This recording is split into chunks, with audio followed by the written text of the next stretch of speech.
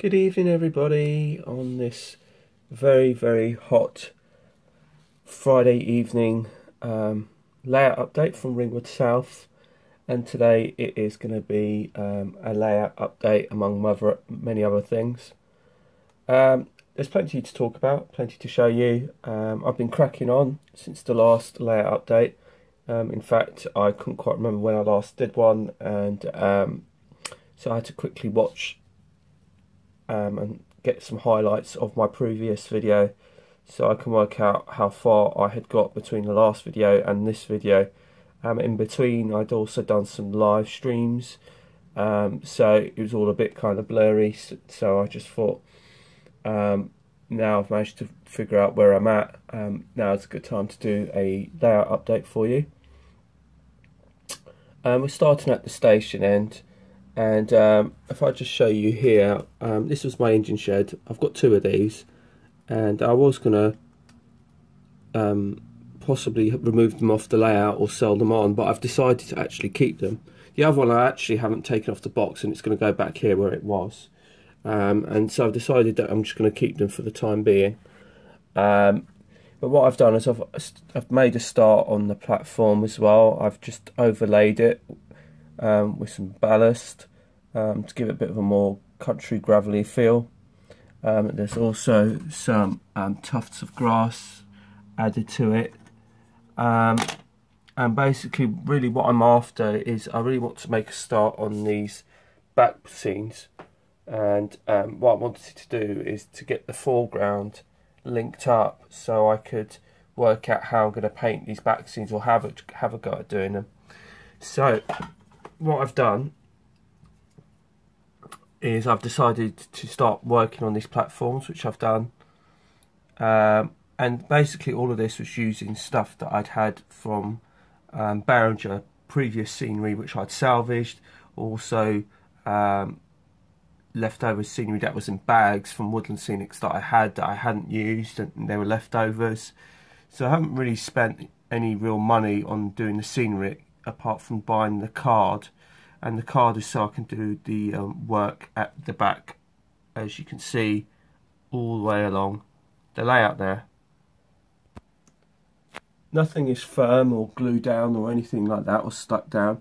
The platforms are, and the ballast is, but they are all lift up pieces.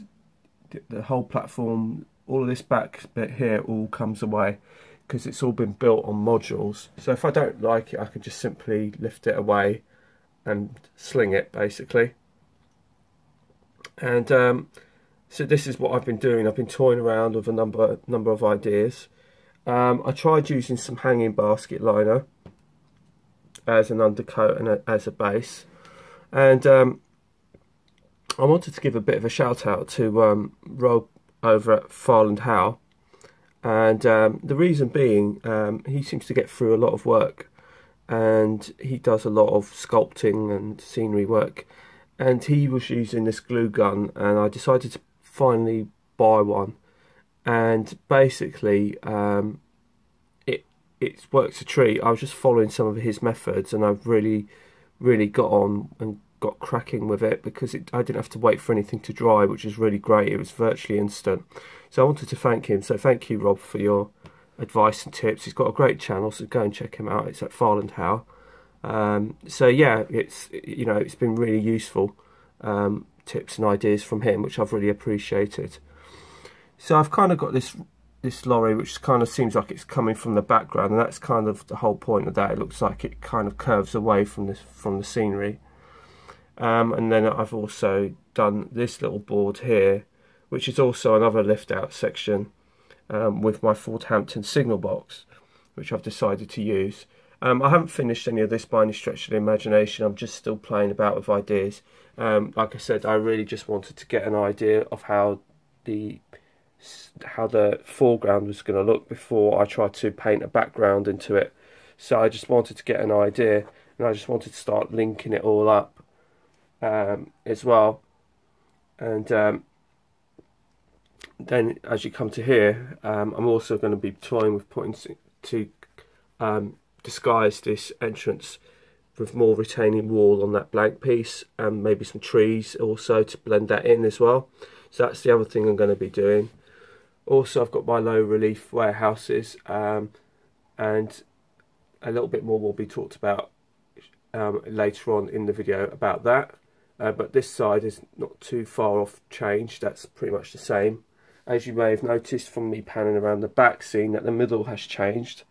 I've started sculpting the middle section and sort of laying templates and cards to work out what I want to do in the middle.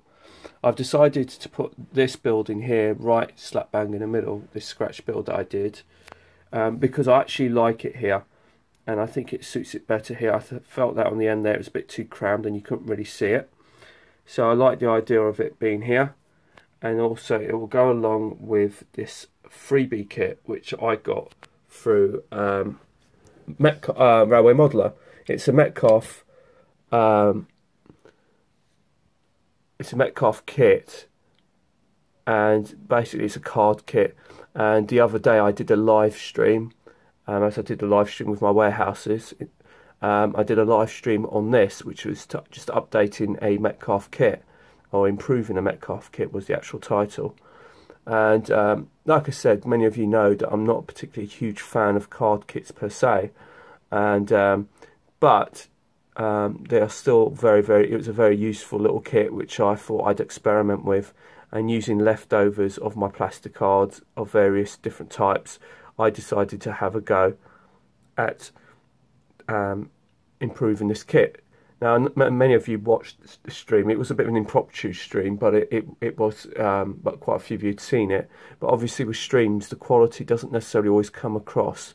So I thought if I just quickly show you this in a bit more detail, you can actually see just exactly how it's turned out. And basically using nothing but leftover plastic cards, I've just basically, of various types, I've just basically just improved it. I painted it and weathered it and all the rest of it, and now that will stay there. And also the building's now a lot more robust now. Also I built this coal stave, and that's basically out of lollipop sticks. We all know and love our lollipop sticks from various coffee shops, and they were put to good use here. So that's something else that's been toyed with, and that, I'm going to leave that there. I started thinking long and hard as to what I was going to do with this layout, and I used to have the ballast line down the middle, and I was going to put the ballast heap. I've still got the two construction vehicles which I'm going to place on low loaders, and basically put them on the siding, loaded up, ready to be taken out. So I'm not going to waste them or anything like that. But I was just kind of thinking long and hard as to where this layout was going, and I really wanted to keep it into a certain style. So that's why I've kind of done it deliberately like this, really, and I've made it more heritage and more older, and that's kind of where it's going, really, with the layout. So here we are on my workbench, and I just thought I'd show you some of the new things like that's on it. Basically this cutting mat is a new cutting mat, although it may not look it, even though in its short life here at Ringwood South it's had plenty of use already. But I got this cutting mat new only a few weeks ago. I got it from Hobbycraft, and they were doing a sale on it, and it was like £10 or something instead of paying £21 for this size cutting mat, which is really good. So it is like 2 foot by 16 inches. So it's 2 foot going this way and 16 inches going the other way. Sorry, just under 2 feet.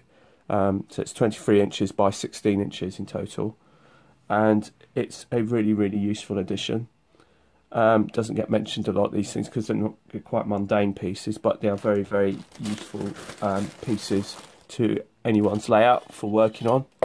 I bought myself also one of these little steel rulers, aluminium rulers I should say, from Wilko's. I think I paid a couple of quid for it, if that.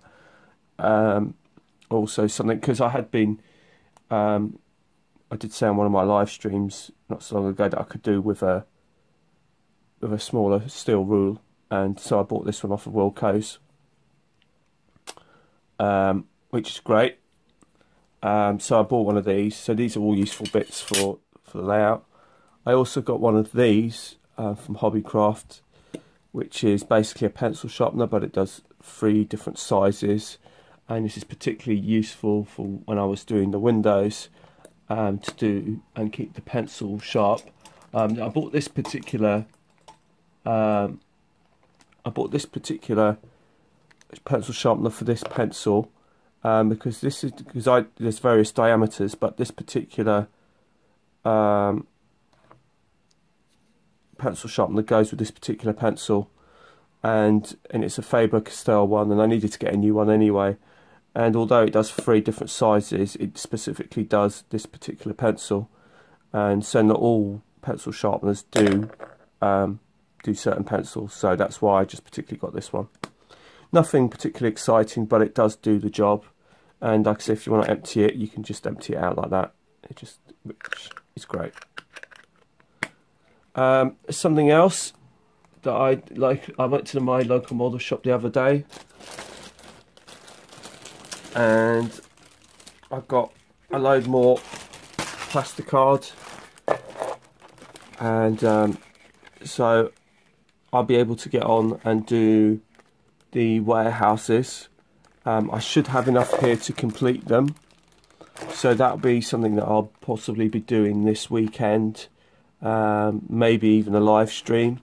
I've done quite a few live streams recently, but a lot of the time, and a lot of the reason why I do live streams is A, I actually like the interaction with all of you guys, and B, I find it easier to sometimes do it live, because that way, if you guys are watching and you have any questions as I'm going along, then obviously we can answer them as we go along, rather than trying to explain it all in a tiny little comments box. So sometimes it's easier to do it that way. And so yeah, so that's that's something else I've been buying. Like I did mention the hanging basket liner, and this is called Easy Liner. This was from my local garden centre, and I'll show you what this stuff is like. I know people have used it on their layouts in the past, and this cost me about £3, and this is what this stuff is like. And I wanted to check to see, I just wanted to try it out, to have a go really, so which is really good. And so yeah, I'm glad it was used as a base layer, and then I've added my turfs and things on top of that, and it's quite easy. It gets really good coverage, and it's quite quick. You don't have to wait for it to settle down, so it just acts as a base layer. So, and this only cost me about £3, so I thought, well, I'll give it a go, and if it works, it works. If it doesn't, okay, you know, it's a price for coffee or something like that. So again, this is another little useful little tool which I got. Again, it's nothing spectacular, but this has come from Rob from Farland Howe, and so I thank him very much for him, because like I said, I've seen him using his glue gun quite regularly to sculpt his land and do his landscaping and things like that. And this really is a really great little gadget, because it sort of sets instantly, and it gets hot quite quickly. It doesn't take very long. This particular one came from Hobbycraft. It's about a £5. Apparently they go through tons of the stuff. You can buy more expensive ones, but for my purposes, you can buy bigger ones as well. But for my purposes, this particular little one is very handy little tool to have in the toolbox to use, and just quickly bang on and sculpt scenery and really just get on with it. Like I said, I used this method. I took some card strips and I just basically glued them with the glue gun, and it was just literally instant. You know, I didn't have to wait for it to dry. So thank you once again, Rob, for that, and it was a great little buy, based on the work that he's been doing, and he's been doing some fantastic work. So once again, if you haven't checked out his channel, check out his channel, Robert Farland Howe. So here in front of you we have my Capital Commuter Pack. This I bought some time ago and has been running over at Behringer. The reason why this is in front of you is because of a number of reasons actually. Many of you will know that Graham over at Lakeside has posted up a video recently to announce his new plans as going forward with his own layout, and he posed a few thoughts as to his rolling stock and what he was going to do with it or what he wasn't going to do with it, and he was just pondering where he was going to take it. And this kind of also got me thinking in a lot of ways, really, because I've had a similar dilemma with some of my rolling stock. I'm very happy with the rolling stock I have here at Ringwood South and from Behringer. And this particular Capital Commuter Pack came from Behringer. It was running. But currently, what's happened now is, as you can see, it's an EPB. And I've got a brand new EPB to show you. And I wanted to show you, basically, the two that I already have before I show you the new one. Because I bought my new EPB from my local model shop. Well, I say my local, but was my local model shop in Alton. And I was there the other day, and when I got the plastic card, I also asked them about, because I've been after getting a new EPB, a green one, which I have, and I will show you. But I was going to get a thumper unit, but thumper units tend to go for big money. They tend to go for about near enough, over £200 now. But I wanted to show you my other two that I got, and I don't know if you can see it, but I've got a blue-grey one and I've got an NSC one. Now both of these are both the trailing car ones. They're not the motorised ones, because currently the motorised ones are over in Alton with Paul at his model shop at the Alton Model Centre. So this is the EPB, but like I said, both the driving ones, the motorised ones, are with him, because this has been one of those units that I have that I've actually been dreading to open, because I know it's a bit tricky to get a decoder in. Now, when I bought my other EPB from Paul, he did say to me that, by the way, just loosely, you know, if you get a decoder from me, I'll do the fitting for free. And so I said to him, oh, that's fantastic. So, because many places do charge you extra for decoder fitting. And the thing is, with these things, is the undercarriage is that you've got two screws here, two screws at the back, and you've got to somehow try and work out how to prise the body off without breaking any of the undercarriage. And so I thought, well, if it's not going to cost me anything to do it, then basically I would be happy for him to do it, and I'll pick up the locomotive later, because he knows what he's doing, and rather than me trying to fart around getting frustrated trying to open these things up, he can do it. But I asked him, I said, so does that apply to anything that I bought from you? And he says yes. And I said, well, look, I've got these other two EPBs which I've bought from you, and basically what I did is today I picked up my green one with the decoder now fitted in it, and I did a swap and gave him my two driving units, for the one for the blue-grey and one for the Network Southeast, and he's going to fit the two decoders and those two for free, and I'll pick them up in a couple of weeks' time, which is fine by me because of work commitments. He actually said next week, but because of my work commitments, I won't be able to pick them up for a couple of weeks, which is fine by me. I'm not in any particular hurry. It's just that I'd rather it was done properly, and rather than me risk breaking and damaging the underneath. And I love these EPBs. They're absolutely beautiful. So I've now got 3. I've got a blue-grey one, the NSC one, and the green one. And the green one is absolutely exquisite. I love it to pieces. But like I said, so Graham was posing this dilemma as what to do with his rolling stock. So that got me thinking about some of my rolling stock. I've got a number of 158s and the 159, and I've also got a 170. These all need to be hardwired and to get the lighting working. And to be honest with you, I've decided that I'm going to be getting rid of those. In fact, they're going tomorrow, hopefully. And I'm gonna re-divert that money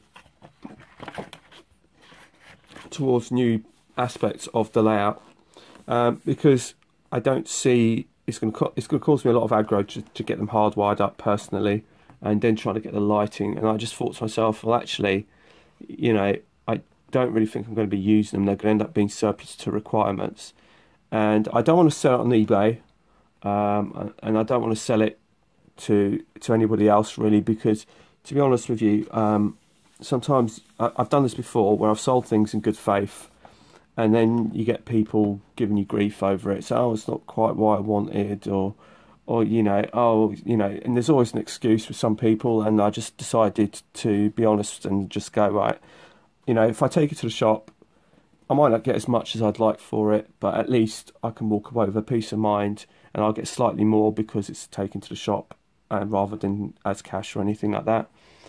And it will be diverted to the layout anyway. So that's what's going to be happening tomorrow with that. So let's show you the 2 EPB in green, because it's absolutely exquisite. So bear with me and I'll show you exactly what it's like. So this is my 416 EPB, and it's in the green version. And I managed to pick this up, like I said, from my local, well, say my local, I keep saying it's my local, it was my local model shop in Alton when I lived there.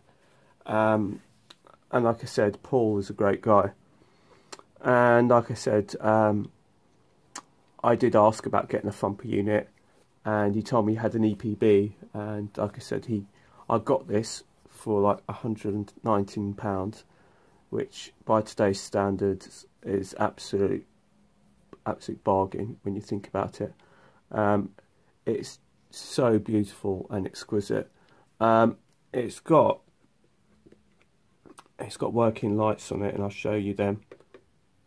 The back ones aren't lit because it's not actually connected. I've just placed it on the back there, but as you can see, it's got cab lighting and interior lighting, and the numbers are lit up. And you can't. I don't think you can turn off the cab lighting, unfortunately. There isn't really a function for that, which is a bit strange, because with the Class 47s by Batman, there is a switch that you can turn them off.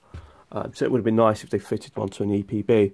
But my other EPBs, both of them, are exactly the same. So I'm not too perturbed by it. It's just the way it is. I don't know if it's a way that you can maybe set up the decoder or something like that to maybe have it on a separate function. I'm not sure. But that's a bit too advanced for me.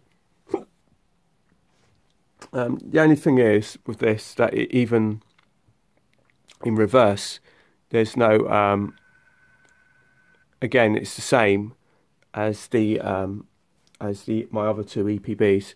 There's no real specific red tail lights on the EPBs. They're either fully white or they're fully red, but they don't. But even if you're going forward on the red side, it still shows as red. So it's kind of one of those by Batman, but I'm not too perturbed by that, because it's just the way it is. I mean, they've made a fantastic model. This is an absolute gorgeous model, and I love it to pieces. And it all sits so nicely on my layout. So that kind of concludes really the layout update. I'm really am pleased with this little unit. I haven't put it on the layout and I haven't connected it up, because I want to take the locos off it, because I need to do some work on the layout, which are quite heavy duty work, like putting some more holes into the baseboards for wiring and stuff like that, and for point motors. So I wanted to sort of have a bit of a clear out of the locos, and as you saw during the layout update, there's still a lot that's parked up on the actual layout itself, which just needs to be boxed away, because I just don't want the vibrations going through the locos and things like that. So I just want to get them off the layout, which is why I haven't actually put this unit together and put it on the layout. But I'm so pleased with it, and inadvertently I'm going to end up getting my other 2 EPBs back online as well very shortly, so that'll be another load. And like I said, it's going to make it easier for me, because when I was thinking about the 158s and the 159 and the 170, I'm kind of thinking to myself, well, my 158s, I've got a Regional Railways one, and I've got a Arriva Trains Wales one. And I'm thinking to myself, well, I've got a 150/1 by Batman in the Regional Railways livery, which I could just put a chip in, and that'll work straight off the bat, and it's got lighting, and I can put sound in it if I want, no problem. I've also got an Arriva Trains Wales dash 152, so 150-2 I should say, and that's an Arriva Trains Wales livery, and again that just needs a chip, and then that'll be up and running. So I mean, and then I've got my NSE 159, which is a 3-car unit, which I wanted to keep. I do like it, but at the same time I'm thinking to myself, well, realistically, you know, am I going to hardwire it? Is it going to be too much hassle? Am I going to really want to run it? And I don't really like the lighting on the 158s. It's a fantastic model, but the lighting does let it down. So I thought, well, I've got, as you've just seen, the Network South East 2 EPB. I've also got the Network South East Class 108 2-car unit. I've also got some Mark 1 coaches that can be loco hauled. So again, that's kind of surplus to requirements.